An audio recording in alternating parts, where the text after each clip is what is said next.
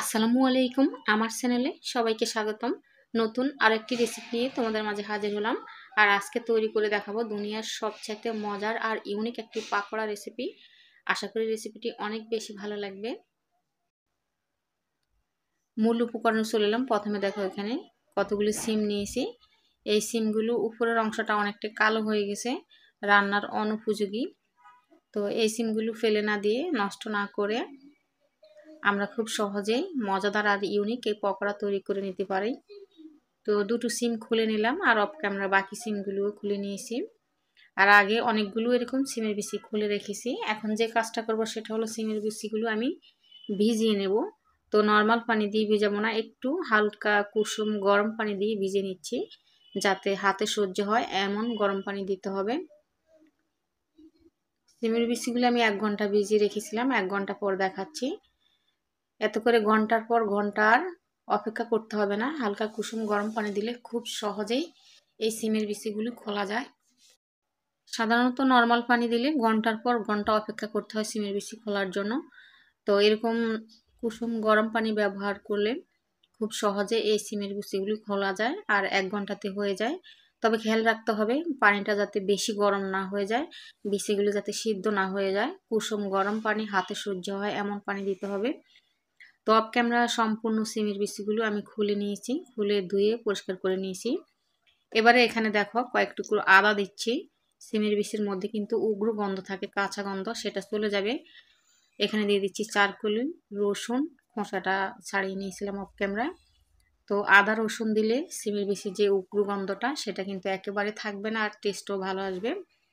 এবারে মিক্সার জারে নিয়ে নিচ্ছি, মিক্সার জারে করে পেস্ট করে নেব। খুব বেশি টাইম লাগে না, খুব অল্প টাইমে হয়ে যায়, জাস্ট কয়েক সেকেন্ডে পেস্ট হয়ে যায়। তো আমি যে সিমের বিচিগুলো পেস্ট করেছিলাম সেটা কিন্তু বেশি হয়ে গেছে, একটু দানাদার ভাব রাখলে ভালো হয়। একটি সার্ভিং বলে নিয়ে নিচ্ছি। আর এই মুহূর্তে ছোট্ট একটু অনুরোধ করছি, আমার এই রেসিপিটি যদি তোমাদের কাছে এতটুকু ভালো লেগে থাকে তাহলে একটি লাইক করে দিও প্লিজ। তোমার একটি লাইক আমার এই রেসিপিটা অন্যদের কাছে পৌঁছাতে সাহায্য করবে। এবারে একে একে আরও কিছু উপকরণ অ্যাড করছি। দিয়ে দিচ্ছি মিহি করে পেঁয়াজ কুচানো, দিয়ে দিচ্ছি কাঁচামরিচ কুচানো, দিয়ে দিচ্ছি হাফ চা চামচ গোটা জিরে। এত করে যখন আমরা পকোড়াটা ভাজবো খুব সুন্দর স্মেল আসবে আর খেতেও ভালো লাগবে।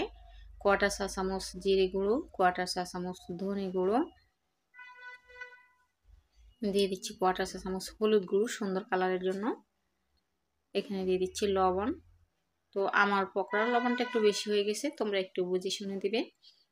এবার হাত দিয়ে সম্পূর্ণ উপকরণটা ভালোভাবে মেখে নিচ্ছি। মাখা হয়ে গেছে, এবারে দিয়ে দিব ফ্রেশ ধনে পাতা কুচানো। আর সামনে রমজান আসছে, এই ইউনিক রেসিপিটা ট্রাই করতে পারো। আর সিমের বিচিটা এবার রমজানে কিন্তু থাকবে, চাইলে কিন্তু সংরক্ষণ করেও দিতে পারো।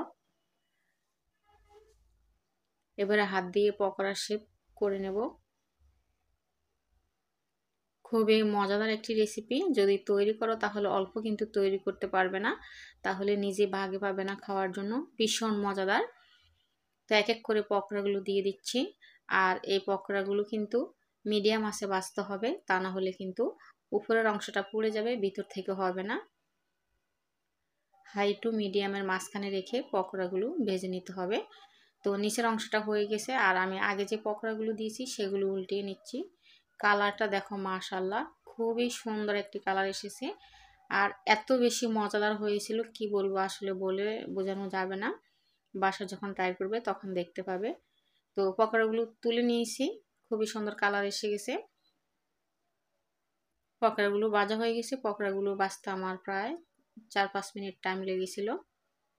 এবারে সাজিয়ে নিচ্ছি। এটা চাইলে সস দিয়েও খেতে পারো, এমনি দিয়েও খেতে পারবে। ভীষণ মজাদার, বিকেলের নাস্তা কিংবা ইফতারিতে জমে যাবে একদম। এবারে একটি পকোড়া ভেঙে দেখাচ্ছি, দেখো ভিতরটা কত সুন্দর হয়েছে, উপরটা একদম ক্রিস্পি মুসমুসে, হাতের চাপে খুব সহজে ভেঙে যাচ্ছে।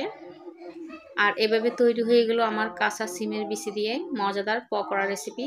কেমন লাগলো আমার আজকের রেসিপি? ভালো লাগলে একটি লাইক করে দিও প্লিজ। আর প্রতিদিন এরকম নতুন নতুন রেসিপিতে আমার চ্যানেলটি সাবস্ক্রাইব করে পাশে থেকো। সবাই ভালো থেকো। আল্লাহ হাফিজ অ্যান্ড আসসালামু আলাইকুম।